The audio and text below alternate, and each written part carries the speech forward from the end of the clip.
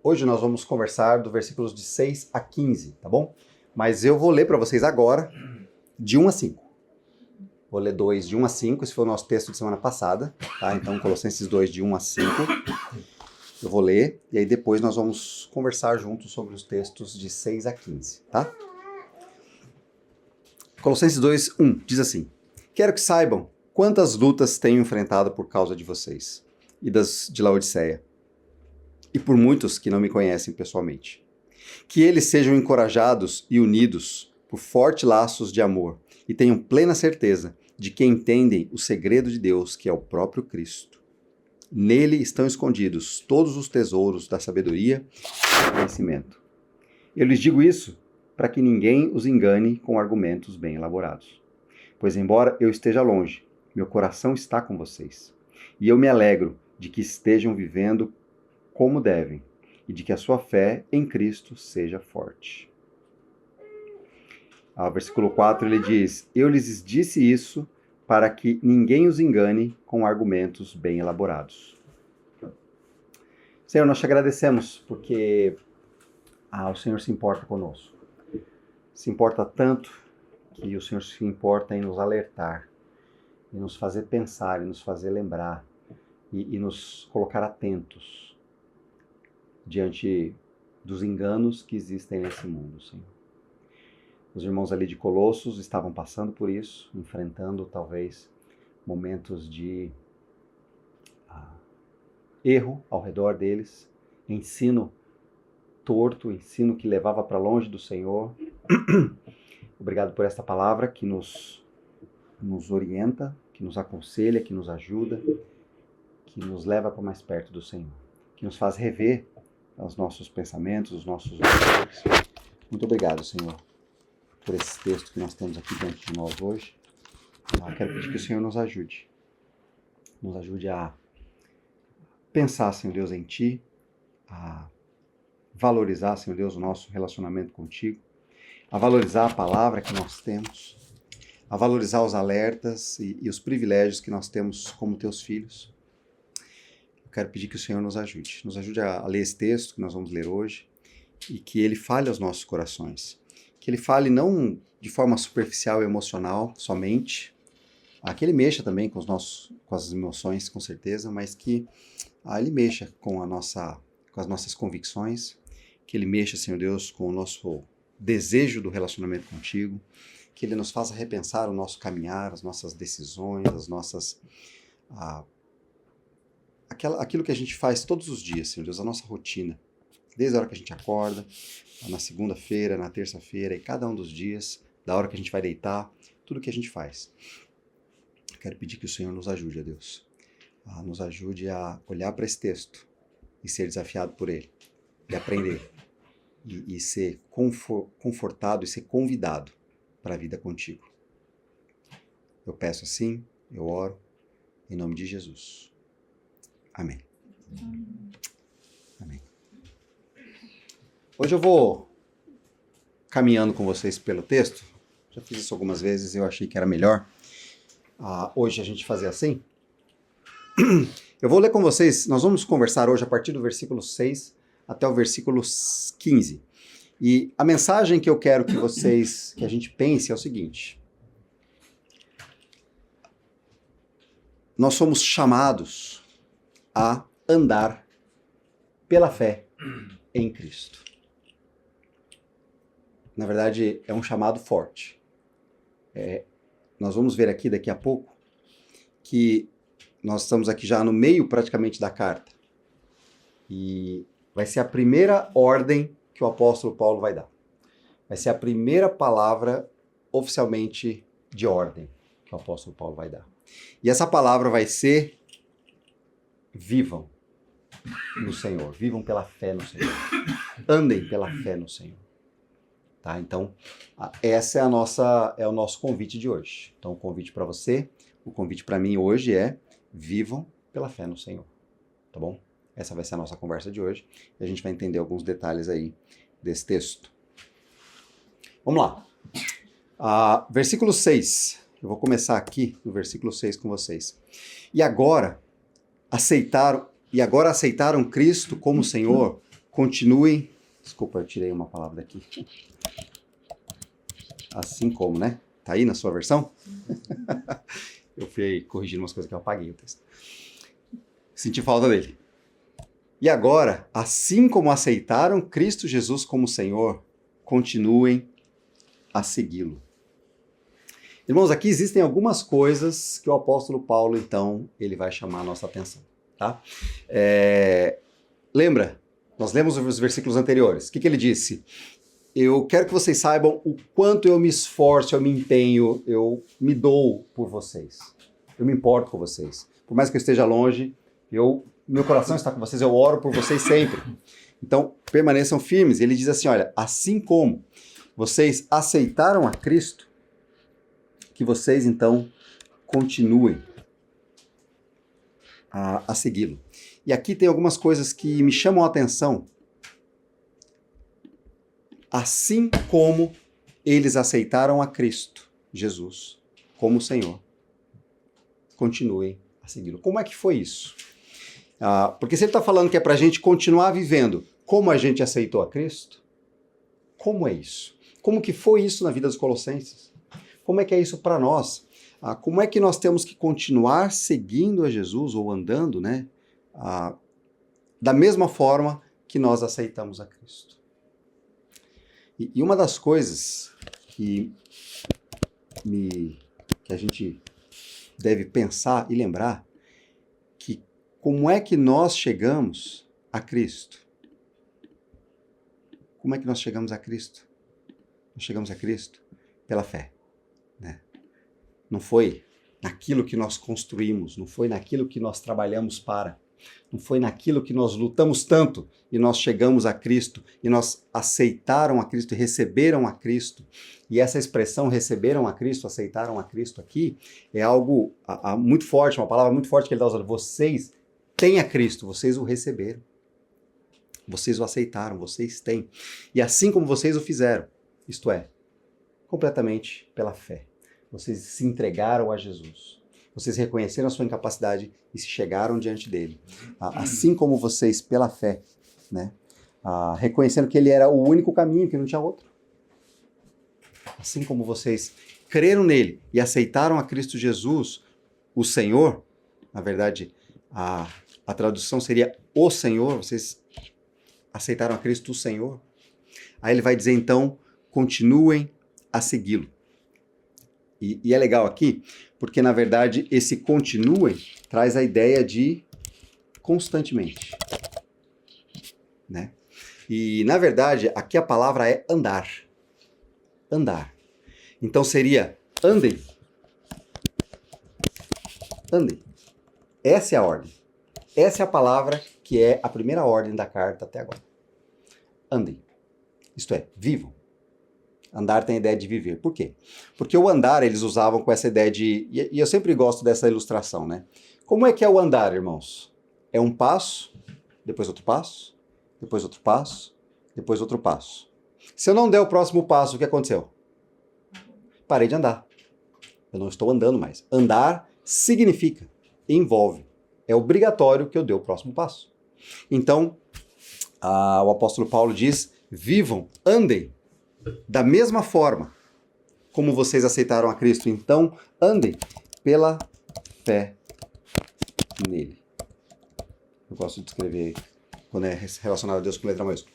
Andem pela fé nele. Esse é o nosso chamado. Esse é o nosso convite hoje, ou essa é a nossa ordem hoje. Assim como vocês aceitaram a Cristo pela fé, então agora andem pela fé. Tá? E a gente vai tentar entender um pouquinho como seria isso, tá bom? O que é andem pela fé nele? E aí nós vamos então para os nossos próximos versículos aqui. Eu vou aqui para o versículo 7. Irmãos, aqui eu vou ter que fazer umas correções aqui para vocês, tá bom? Eu não sei quais versões vocês estão usando. Eu tenho usado a NVT. Normalmente eu gosto bastante da NVT, tenho gostado bastante da NVT, tá? Eu achei que nesse versículo não foi a melhor opção que eles fizeram em termos de tradução, tá? Se você olhar outras versões que você pode ter, NVI, Revista Atualizada, você vai perceber que essa não foi uma das melhores traduções. E eu vou explicar para vocês por quê, e é por isso que eu estou aqui também, para a gente conversar sobre isso. Como é que nós andamos pela fé? Então ele vai entrar agora nisso aqui. Aprofundem nele suas raízes e sobre ele edifiquem sua vida. Então sua fé se fortalecerá na verdade que lhes foi ensinada, e vocês transbordarão de gratidão. Aprofundem nele as suas raízes, edifiquem a sua vida nele, então a sua fé se fortalecerá na verdade que lhes foi ensinada, e vocês transbordarão de gratidão. Aqui existem algumas coisas que eu quero que vocês olhem, o que Paulo está dizendo para nós. Aprofundem nele as suas raízes. Qual que é a ideia aqui? A ideia é do campo, certo? Uma ilustração do campo. Que a sua raiz esteja fincada nele. Se você ler aqui, qual é a conclusão que você chega? Se você ler essa frase, aprofundem nele as suas raízes. Nós somos um ramo, né? Nós somos uma árvore, na verdade, né? Porque tem a raiz vai ser colocada na terra, certo? Isso. E aí ele está dizendo para nós fazermos o que aqui? Teoricamente, do jeito que está traduzido aqui, ele está dizendo, afunda mais a raiz. Firma bem ali. Finca bem ali. Mas na verdade não é essa a ideia, tá bom? A ideia é sim de raiz. Mas a ideia melhor aqui é, tendo sido arraigados, ou colocado as suas raízes, tendo sido arraigados, vocês estão plantados. Irmãos, aqui o texto está dizendo, essa aprofundem, na verdade, ele deveria ser, vocês foram arraigados, a obra não foi sua. Tá? O termo do verbo ali é, vocês foram arraigados nele, vocês foram plantados nele. As suas raízes foram colocadas nele. Então, vocês estão plantados. Qual que é a ideia? Vocês foram colocados e o efeito disso continua na sua vida. É isso que a palavra quer dizer. Tá? Tendo sido plantados nele, vocês estão agora plantados nele. Isso aqui é importante por quê? Porque na tradução, aprofundem nele suas raízes, parece que é uma obra minha. Mas quando eu vejo, não, eu fui arraigado, eu estou plantado nele, a ordem não é aprofundar, a ordem é andar nele pela fé. A gente volta lá em cima para aquela frase, andem pela fé nele. Essa é a ordem. Tá? Por quê? Como nós vamos andar pela fé nele? Porque nós estamos nele, nós estamos plantados nele. Ele é o nosso solo do qual vem o nosso alimento, do qual nós vamos crescer. Nós estamos plantados nele. Vocês estão plantados nele. Aí, sobre ele edifiquem a sua vida. Na verdade, é sendo edificados. Também não tem uma ordem aqui. É um reconhecimento. Andem pela fé nele. Vocês estão sendo edificados nele. E os dois termos aqui são termos que é interessante porque são ilustrações. Um tem a ver com a planta, as raízes da planta, e o outro tem a ver com o alicerce de um prédio. Vocês estão plantados, estão crescendo ali. Vocês estão edificados ali, vocês estão firmes ali, vocês estão sendo construídos ali, naquele solo firme, que é Cristo. Ele está dizendo, então andem pela fé nele. Vocês estão sendo edificados ali. A sua fé se fortalecerá. E na verdade aqui está sendo fortalecida. A sua fé está sendo fortalecida. É isso que ele está dizendo. Em Cristo. Você estando em Cristo, você está em Cristo. A sua fé está sendo fortalecida. No quê? Naquilo que lhe foi ensinado. Né? Ele fala assim, a fé, que seria essa verdade que lhes foi ensinada, que vocês aprenderam. Por que eu estou dizendo isso? Lembra que nós falamos sobre Colossenses nas semanas passadas? E ele está alertando os irmãos sobre ensinos errados que estão entrando na igreja. ou pelo menos estão ao redor da igreja ali, ele está dizendo, cuidado, vocês não precisam de nada além de Cristo. Cristo é supremo, Cristo é suficiente, Cristo é absoluto. Então ele volta aqui nesse texto a dizer, olha, assim como vocês aceitaram Jesus Cristo pela fé, andem pela fé nele. Vocês têm sido arraigados nele, estão plantados nele, vocês estão sendo edificados por ele, vocês têm sido fortalecidos, a fé de vocês tem sido fortalecida por ele, permaneçam nisso. E aí, vocês vão viver transbordando. E aí vocês vão viver transbordando. Pode ser usado como futuro? Pode ser. Mas a ideia é de continuidade. Não é só para o futuro. Pode ser que um dia, então, vocês transbordarão de gratidão. E na verdade não é essa. É uma continuidade. Vocês viverão transbordando de gratidão. É uma constante do dia a dia. Então, qual é a nossa ordem? Andem pela fé. E aí ele vai trazer como andar pela fé. Por que eu ando pela fé? Porque eu fui plantado em Jesus Cristo. Porque eu estou sendo edificado em Jesus Cristo. Porque a minha fé está sendo fortalecida naquilo que eu tenho aprendido de Jesus Cristo. E aí a minha vida vai transbordando de graça, de gratidão, quando eu for entendendo isso. Tá? Então, este é o convite de Paulo para aqueles irmãos de Colosso. Esse é o convite para nós hoje. Andem pela fé em Cristo. E aí nós vamos então para o versículo de número 8. E a gente vai entender um pouquinho, então, como que a gente faz isso. Eu vou dividindo aqui, irmãos, que é mais fácil da gente entender. Pelo menos eu acho mais fácil de entender assim.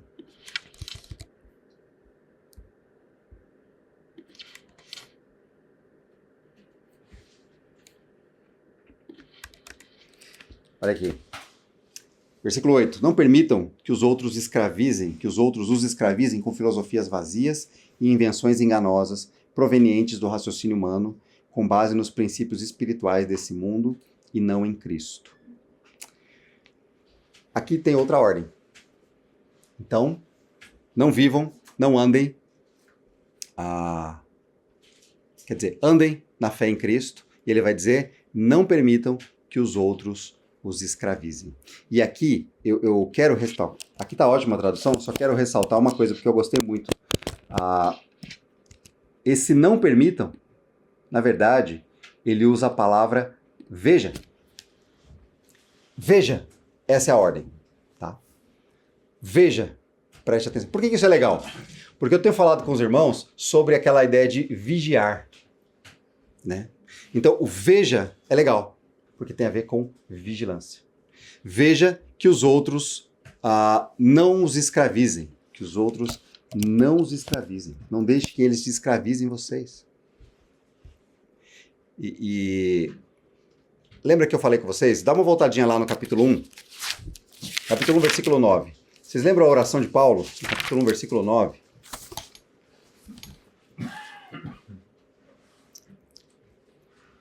Capítulo 1, versículo 9 diz assim: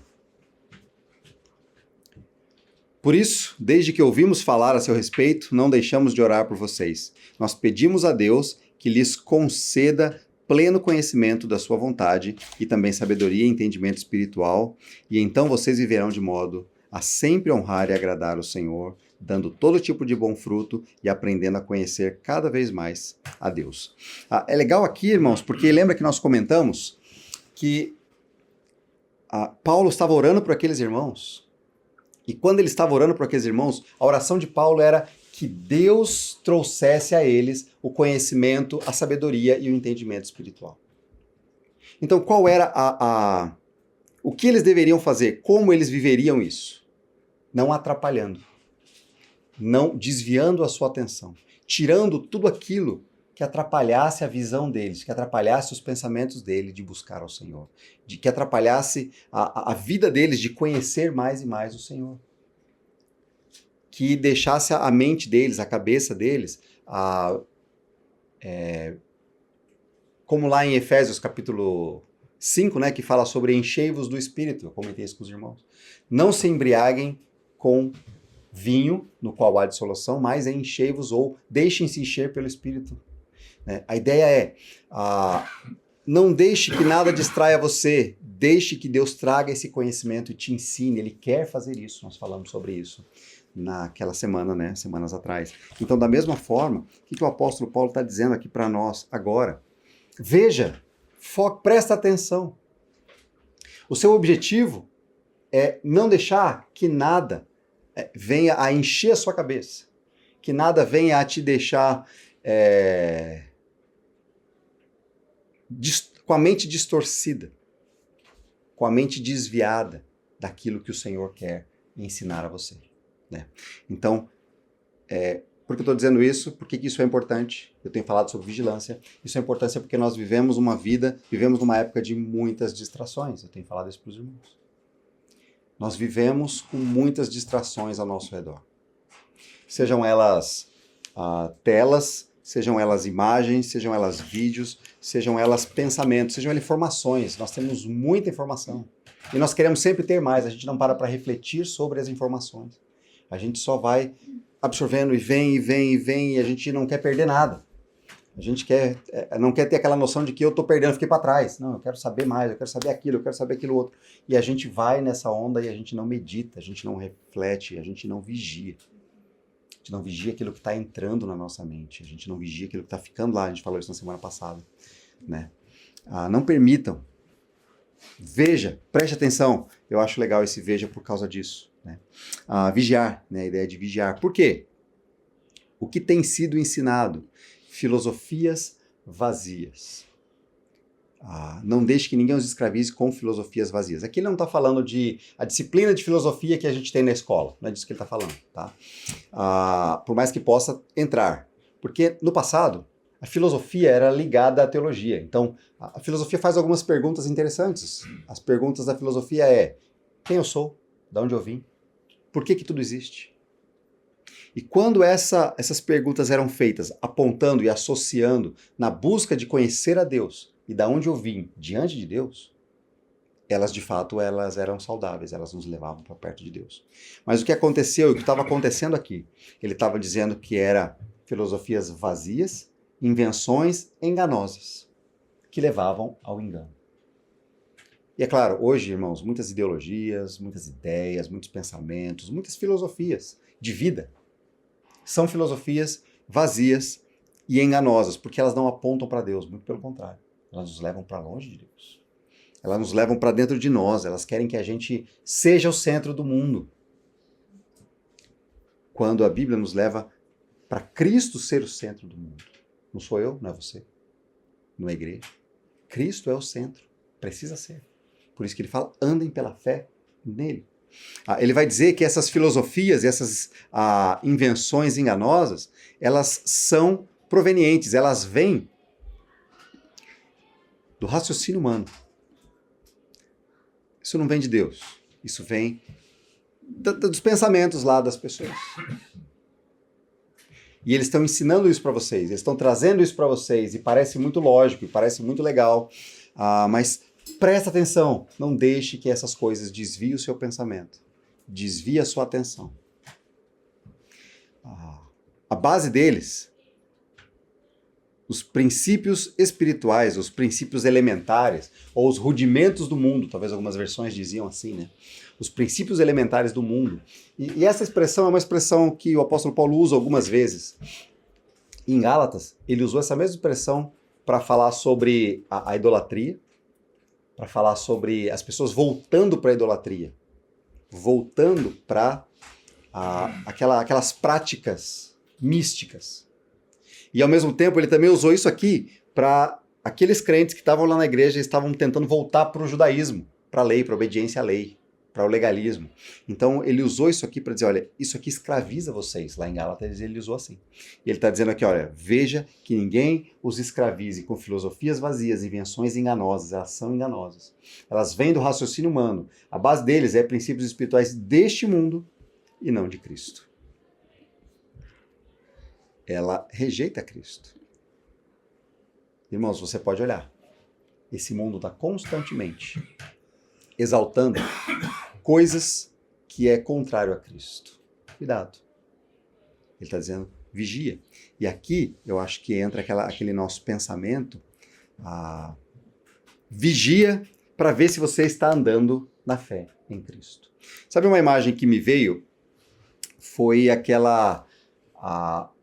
O cara do circo andando na corda bamba, vocês já viram aquela imagem, aquela ideia da pessoa andando na corda bamba?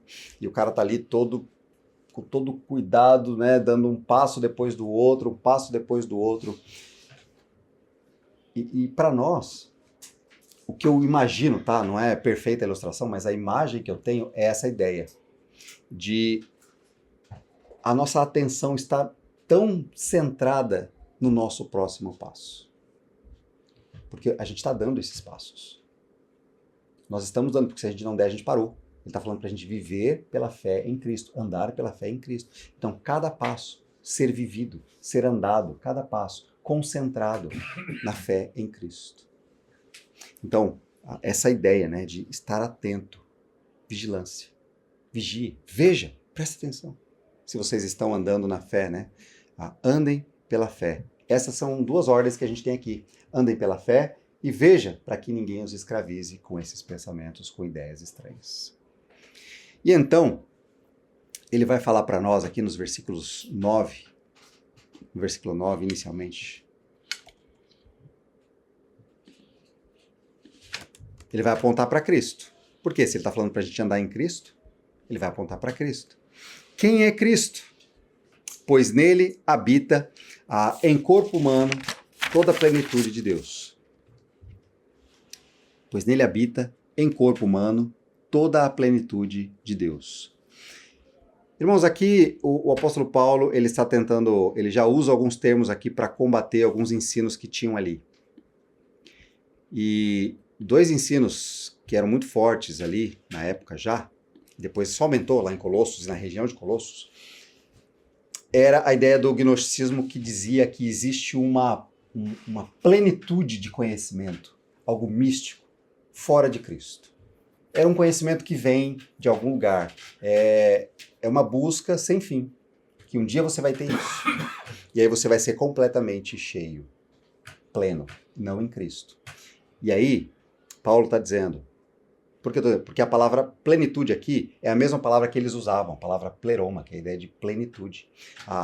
Ele está dizendo, a plenitude de Deus, Cristo tem essa plenitude. Cristo é Deus, é isso que ele está dizendo. E ele está dizendo, combatendo uma outra coisa sobre o corpo humano. Ele está dizendo, em Cristo habita em corpo humano toda a plenitude de Deus. O que isso significa?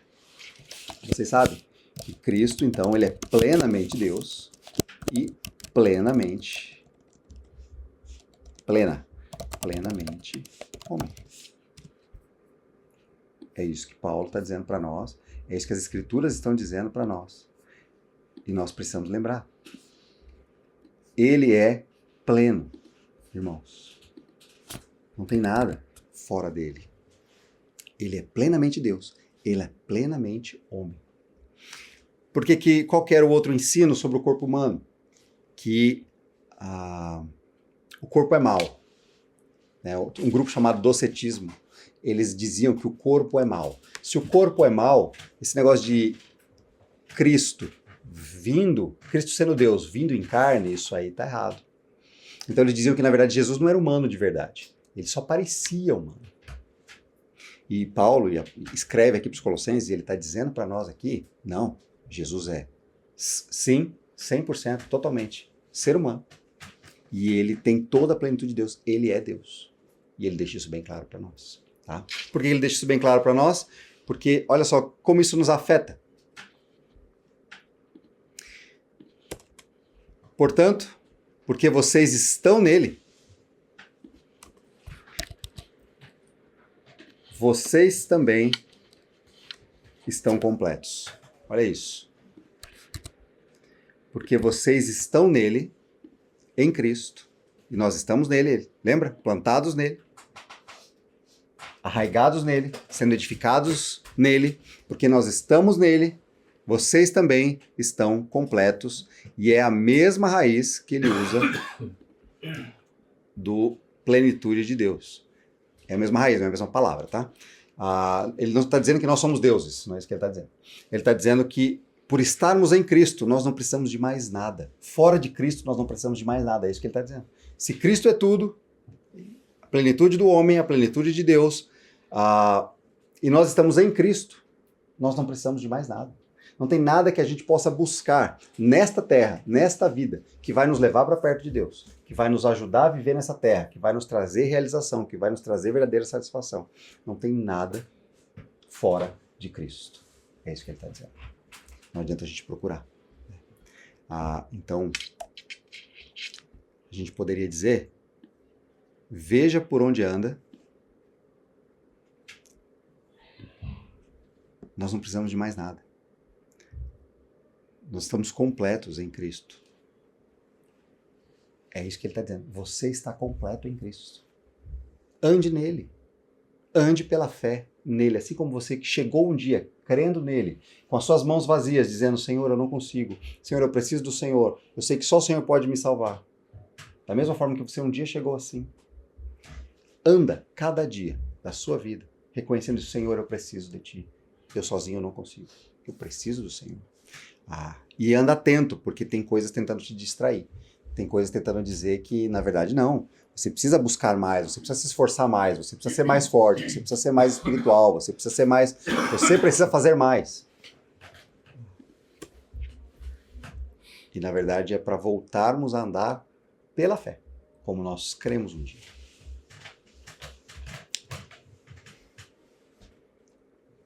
Versículos 11 e 12. O apóstolo Paulo vai citar, então, aqui agora, dois rituais que a gente conhece. Um é a circuncisão e o outro é o batismo. Irmãos, eu vou ler aqui para vocês, 11 e 12. Em Cristo, vocês foram circuncidados, mas não por uma operação física, e sim espiritual, na qual foi removido o domínio da sua natureza humana. No batismo, vocês foram sepultados com Cristo e com ele foram ressuscitados para uma nova vida, por meio da fé, no grande poder de Deus que ressuscitou Cristo dos mortos.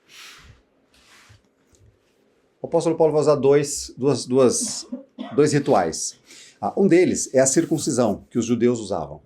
E não sei se vocês lembram, lá nos Gálatas, para os Gálatas, o apóstolo Paulo estava então exortando aqueles irmãos da Galácia, porque o judaísmo estava tentando entrar na igreja, e eles estavam dizendo, olha, você precisa circuncidar, você creu em Cristo, legal, agora você se circuncida, se torna judeu, que aí sim você vai ser salvo.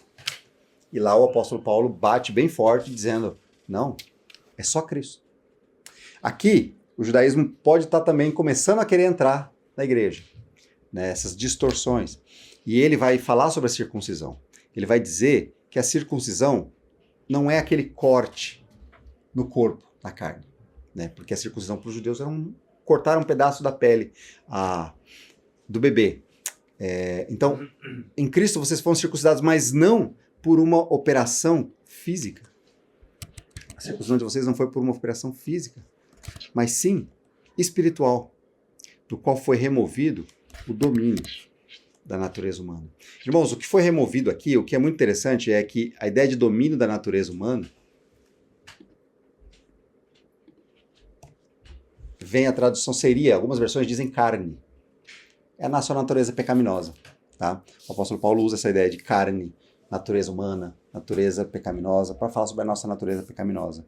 Então, na circuncisão de Cristo, não foi arrancado um pedaço de pele, foi removido toda a nossa carne pecaminosa, é isso que ele está dizendo.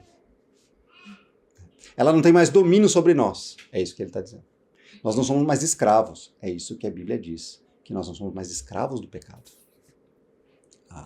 Então ele associa a circuncisão falando que é muito mais do que uma cerimônia, um ritual. Na verdade, é algo muito mais profundo. É toda a nossa natureza pecaminosa que foi mudada por Cristo. E aí ele vai usar o batismo então também como referência. Só que ele vai dizer que o batismo é um negócio que representa um negócio muito mais profundo, que é o quê? Vocês foram sepultados com Cristo. Irmãos, nós estávamos vivos numa vida torta e nós morremos com Cristo e agora com ele, nós fomos ressuscitados para uma nova vida. É isso que o batismo representa.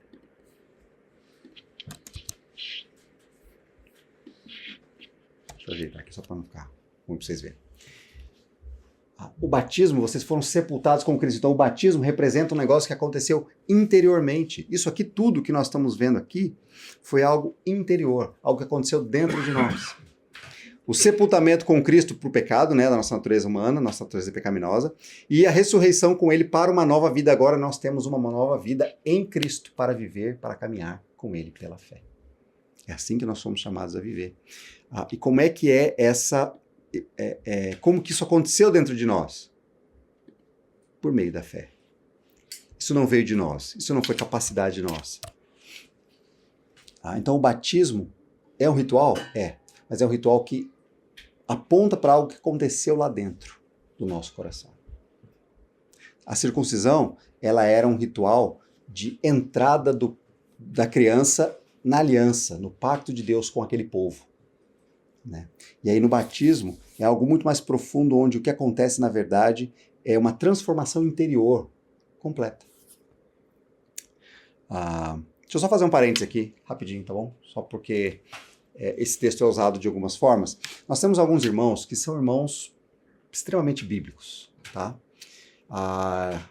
São pessoas muito estudiosas e a gente lê muitos materiais deles, sem dúvida nenhuma. Ela também pode ser respostas. Tranquilo. Por exemplo, Nicodemos, Augusto Nicodemos, né? E todos os presbiterianos e alguns congregacionais, tá? De uma igreja chamada Igreja Congregacional, alguns deles, eles fazem uma conexão entre a circuncisão e o batismo. E aí eles dizem que, como no Antigo Testamento havia a circuncisão para a entrada no povo, então agora é o batismo. E eles fazem essa conexão. E ao fazer essa conexão, eles dizem, então é por isso que nós batizamos crianças. Porque lá no Antigo Testamento, a circuncisão era feita com crianças. Tá? Então, como houve essa mudança agora no Novo Testamento, então nós fazemos o batismo de crianças. Tá? Então, como eu vou dizer, isso é secundário, isso não é de grande importância. Eles não acham que o batismo salva, tá bom? Eles só acham que você deve fazer com criança. Então são irmãos, né, Calvino foi um dos que divulgou isso, talvez foi um dos primeiros que escreveu sobre isso, defendendo essa ideia. Porém, nós olhamos para esse texto e muitos outros teólogos, como John Piper e tantas outras pessoas, todos os batistas, a gente discorda nesse ponto. Né? Existe aqui, Paulo está fazendo realmente uma conexão entre o batismo e a circuncisão, mas ele está dizendo que o batismo é algo que acontece lá dentro, uma transformação que aconteceu primeiro, para depois acontecer a cerimônia. Né? Ele está dizendo que isso aconteceu por meio da fé. Então, por isso que nós não batizamos crianças, bebês, né? Porque elas precisa ter acontecido esse sepultamento com Cristo e a ressurreição para uma nova vida. Precisa ter havido uma transformação por meio da fé, para que aí ela possa ser batizada. Tá? Então, porque nós entendemos que o batismo representa isso aqui, é o que Paulo está dizendo. Então, por isso, nós não batizamos crianças, tá? Só para entender o uso disso aqui. Mas ele está ligando isso aqui para dizer uma coisa muito profunda. Olha a nossa realidade. Na verdade, não foi uma cerimônia de arrancar um pedaço de pele, na verdade foi uma remoção interior muito forte, foi um sepultamento da nossa velha natureza e a ressurreição para uma nova vida por meio da fé. Isso é o que nós vivemos. Então, por isso, nós somos chamados a andar pela fé nele. Eu vou voltar nisso. Andar pela fé nele. Nós estamos quase acabando, tá bom? Veja que nós não estamos acrescentando, estamos vigiando para não estar acrescentando nenhum ritual vazio, que talvez os irmãos ali estivessem tentados a trazer rituais vazios de volta para dentro da igreja, achando que precisa de alguma coisa a mais. Preciso de alguma coisa a mais para ser mais espiritual. Eu preciso fazer alguma coisa a mais, eu preciso correr atrás de mais alguma coisa. Então, o apóstolo Paulo está dizendo, veja, para que você ande somente pela fé em Cristo. É pela fé nele, tá? Não são em outras coisas. E aí, esses 3 versículos, ele vai falar muito de quem nós somos. E a gente precisa olhar para isso aqui, irmãos, e louvar o Senhor. Nós precisamos olhar para isso aqui. Eu quero que você pense em você mesmo aqui. Eu quero que você pense nas pessoas que você conhece.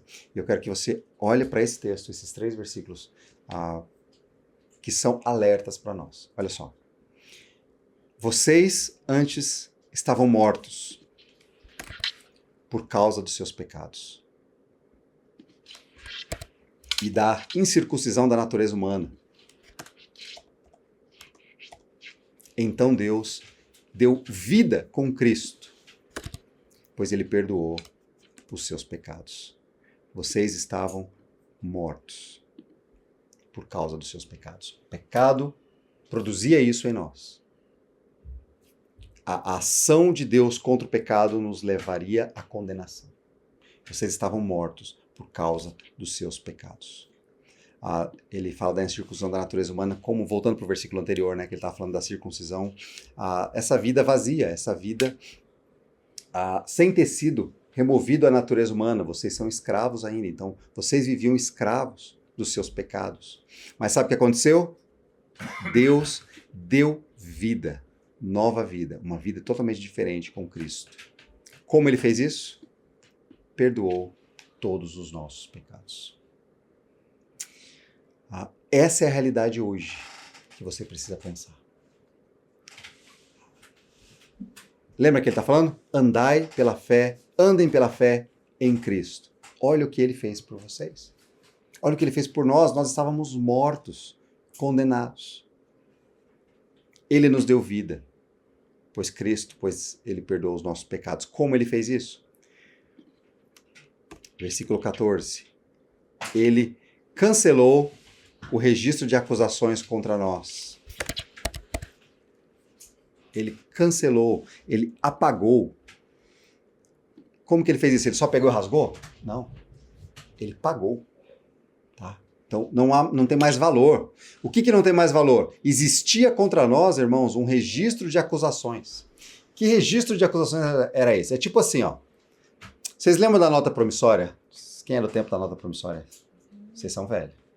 Não queria dizer não, mas vocês são velhos. A nota promissória era um documento que a pessoa dizia, eu vou pagar. Era mais ou menos isso. Eu devo, não nego. Pago quando puder. Não. Ele dizia, eu vou pagar, nota promissória. Tá? E aqui essa ideia do registro de acusações era algo que tinha lá na época, onde a pessoa escrevia de próprio punho. Eu devo tanto para o fulano, eu vou pagar. E era algo público. Fulano está devendo para mim. E aquilo só pode ser rasgado quando ele pagar a dívida. Nós tínhamos contra nós um tratado desses de dívida com Deus. E era gigante. Era impossível de pagar para nós pagarmos. Ele cancelou, ele apagou, ele quitou esse registro. Como ele fez isso? Pregando na cruz.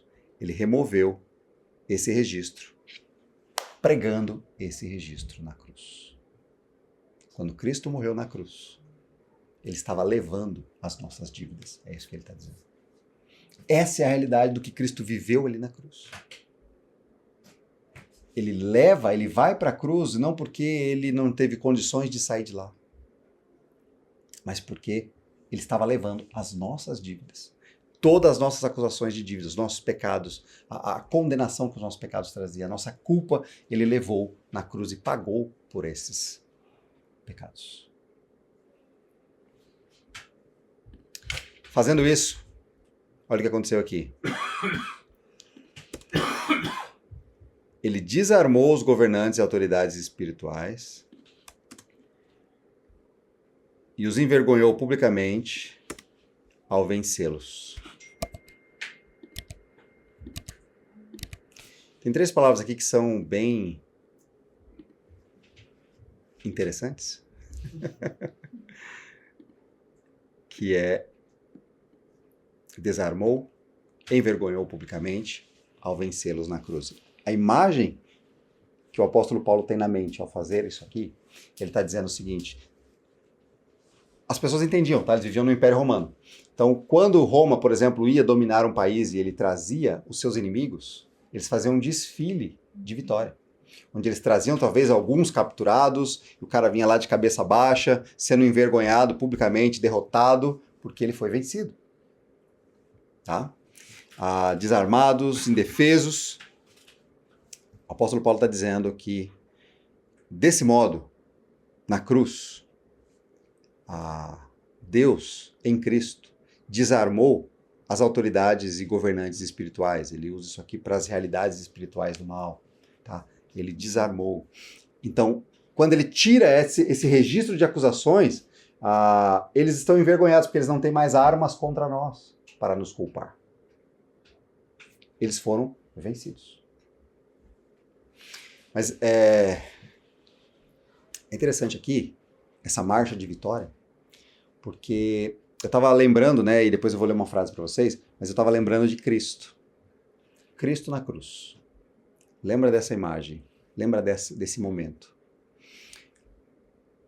Cristo foi desarmado, despojado, talvez seria uma tradução também aqui para desarmado.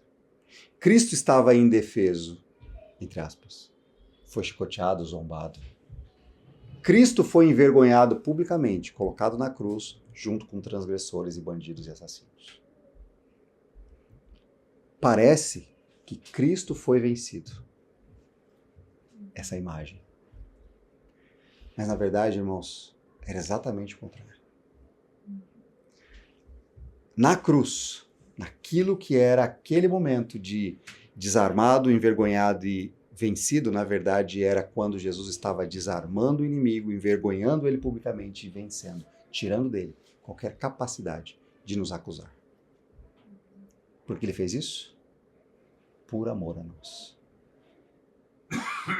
Esse é o diferencial, é olhar para isso. Uma frase que me chamou muita atenção foi essa frase aqui do Von, que ele diz o seguinte: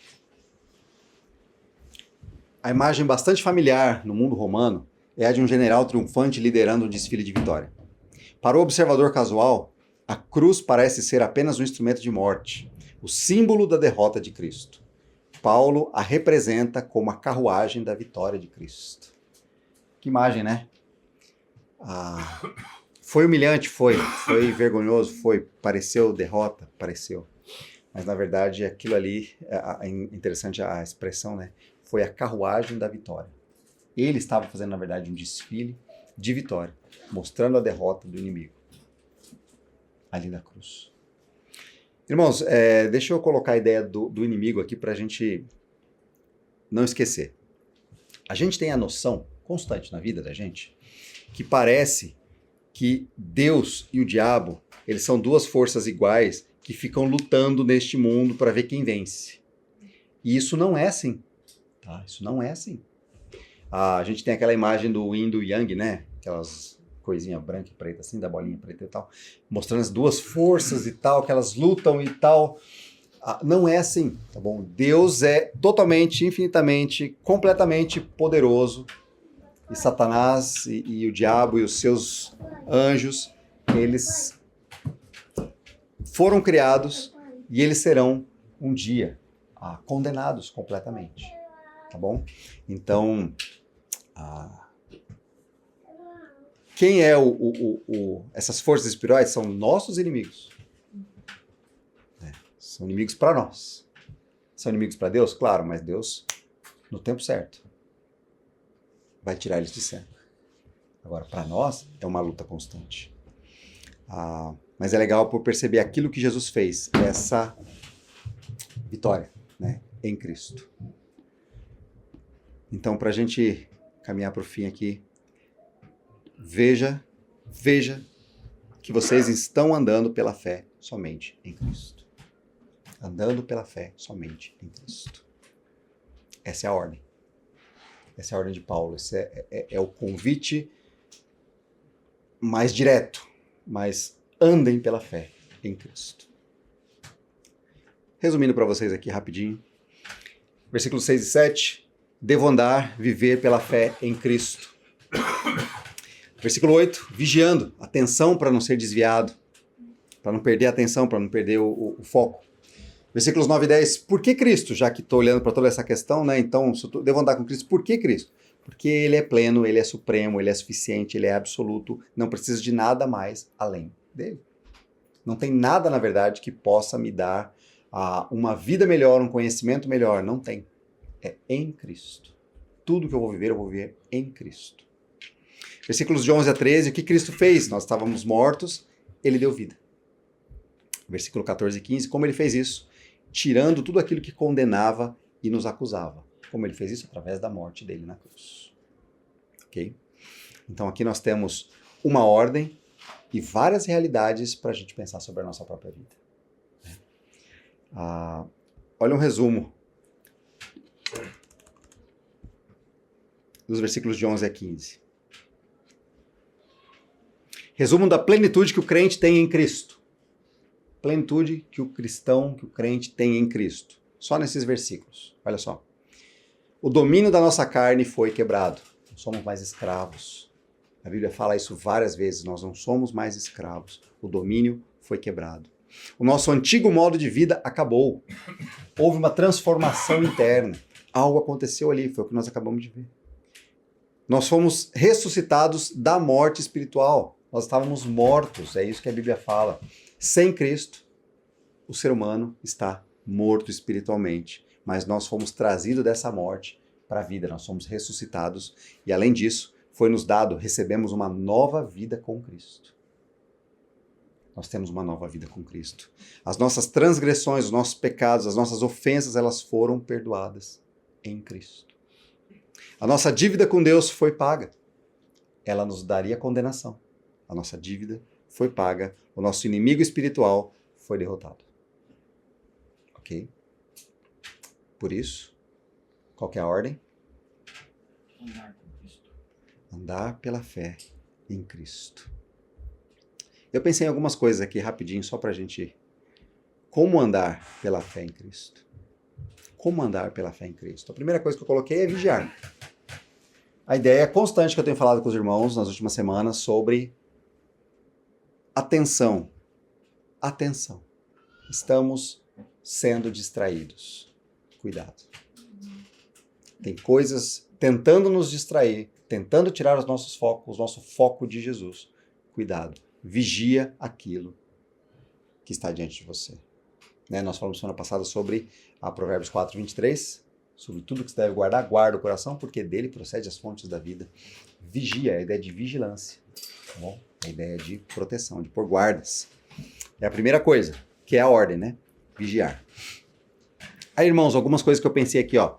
Reconhecer a miséria do meu pecado. Olhando para tudo isso que nós lemos, o que Jesus precisou fazer para que a minha culpa fosse tirada, para que eu fosse perdoado. Irmãos, meu pecado é uma miséria.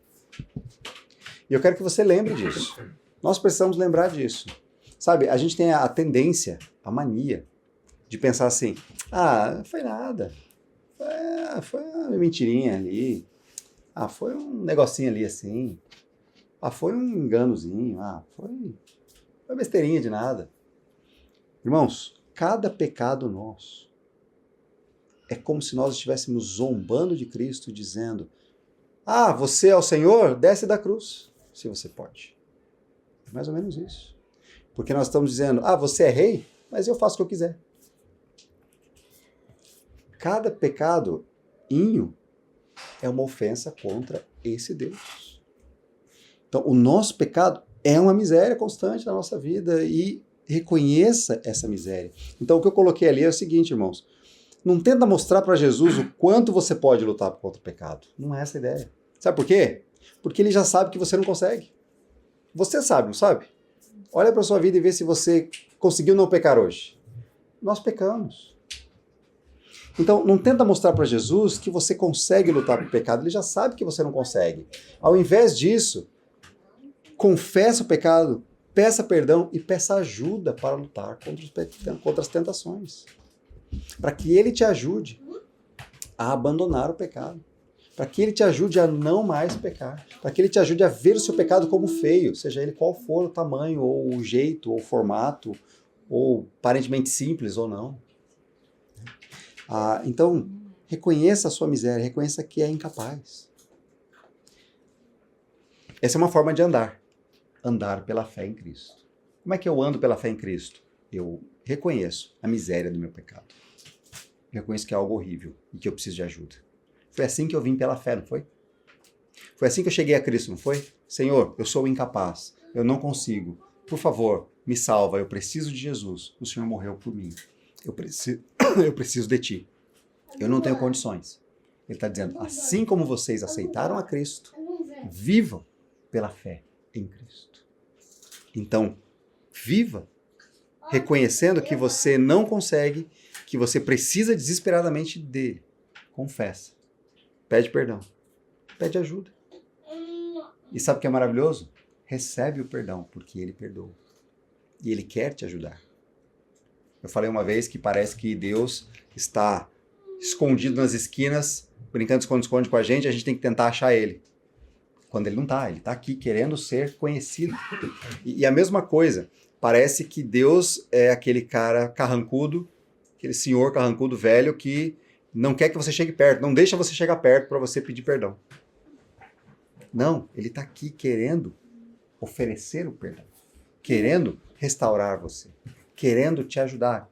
Isso é tão verdade que ele enviou Jesus Cristo para morrer na cruz por nós, para resolver esse problema. Né? Então, para andar pela fé em Cristo, reconhece a miséria, confessa, peça perdão e peça ajuda. Uma outra coisa é reconhecer a grandeza da vida que nós recebemos em Cristo. Tem o outro lado da moeda. Por mais que haja a miséria do pecado, existe uma grandeza de uma vida que nós ganhamos em Cristo. Nós estamos em Cristo, já imaginou isso? O Espírito Santo de Deus habita em você. É isso que a Bíblia diz. Nós estamos enraizados, nós somos plantados nessa terra que é Jesus. E nós estamos recebendo dele o nutriente. É uma grandeza de vida. Uma grandeza de transformação de vida. E aí, como a gente anda pela fé nisso? Irmãos, o que eu pensei é o seguinte, não tenta viver como se você pudesse conseguir tudo de bom pela sua própria habilidade, pela sua própria força, pela sua própria dedicação, pela sua própria capacidade. Nós somos ensinados a viver assim. Achar que a gente consegue. Se eu me esforçar mais, eu consigo. Não tenta viver pela sua capacidade. Viver pela fé é você dizer, Senhor, muito obrigado. Eu te agradeço por tudo de bênção que o Senhor tem dado na minha vida, pela saúde, por cada coisa, e por poder fazer, servir e tudo mais. Eu sei que isso é bondade do Senhor pela minha vida. Reconheça isso. Não acha que é a sua força. Quando você chegou a Cristo, você disse, Senhor, eu não consigo. É o único jeito. Eu não consigo, Senhor, eu preciso. Da mesma forma, essa vida que Ele te dá é uma vida linda que Ele está te dando. Viva pela fé nele. Não acha que ela pelo seu esforço, pelo seu mérito. Não é pelo seu esforço, pelo seu mérito. Mas é maravilhoso saber que é graça e bondade que Ele está te trazendo. E aí tudo isso para produzir em nós gratidão. De coração e boca. Né? Diga obrigado a Ele por cada pequeno ou grande detalhe da sua vida. Diga a Jesus, ao Senhor, obrigado. Seja grato. Cada coisa, seja ela pareça pequena, pareça grande, não importa. Aprender a agradecer por cada uma delas. E eu sempre lembro daquele texto de Paulo lá em Corinto, que ele fala... Como é que era o texto, gente? Me lembrei. Tudo que fizer, quer comais, quer bebais, ou fazer qualquer outra coisa, façam tudo para a glória de Deus.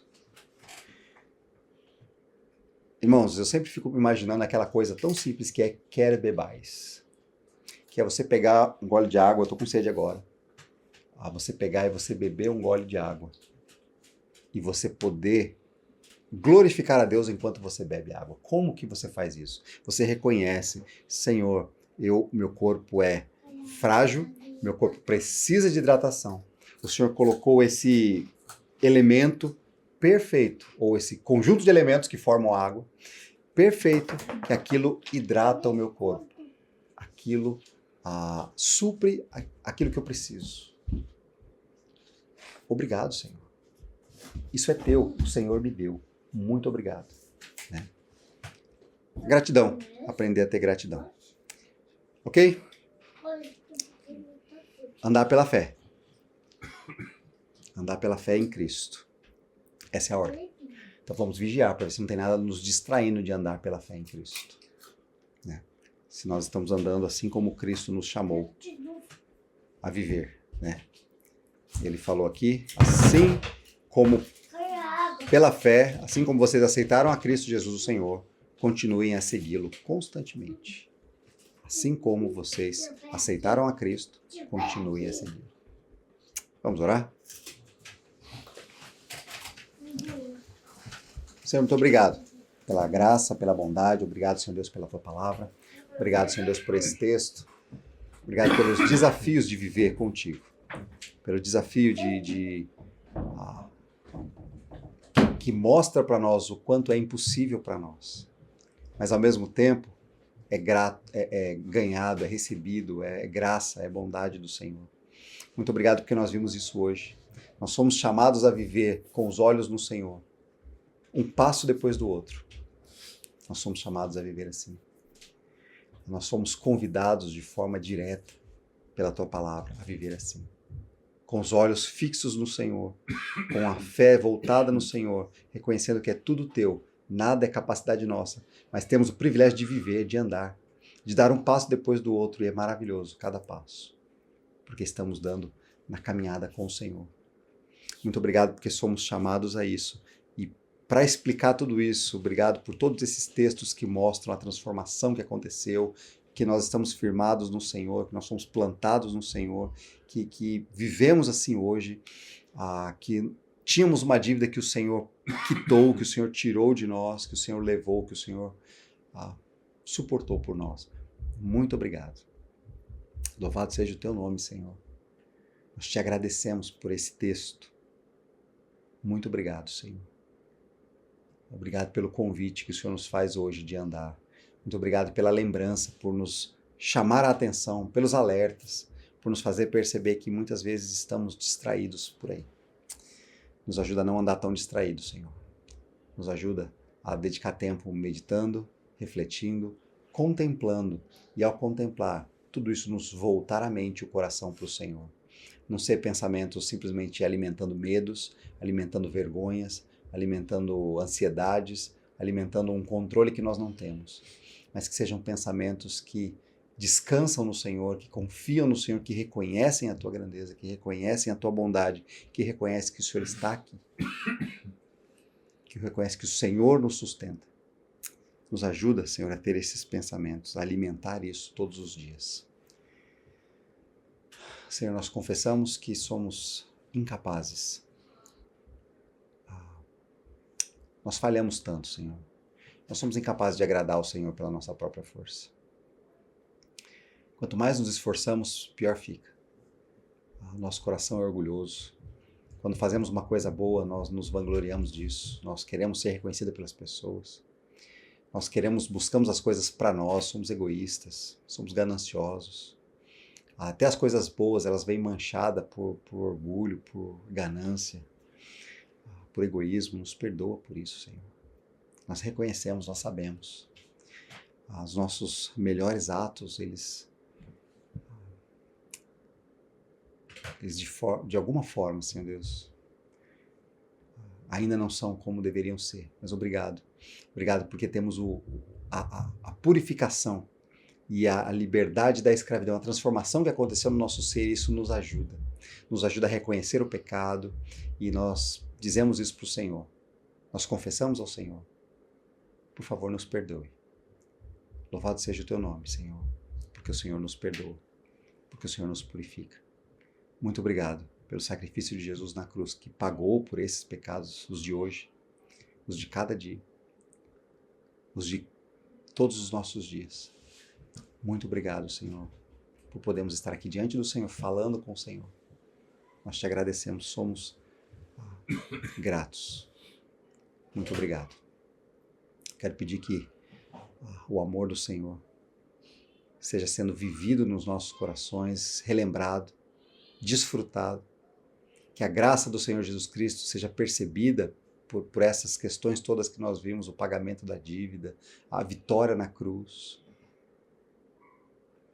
Que o consolo do Espírito Santo nos ajude quando falharmos e percebemos e formos perdoados, nos ajuda, Senhor Deus, a sermos consolados pelo Teu Santo Espírito.